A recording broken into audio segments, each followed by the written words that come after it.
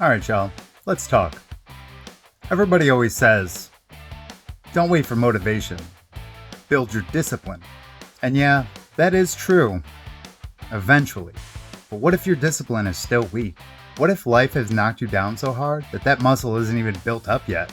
Or what if it is atrophied to the point where it's just unusable?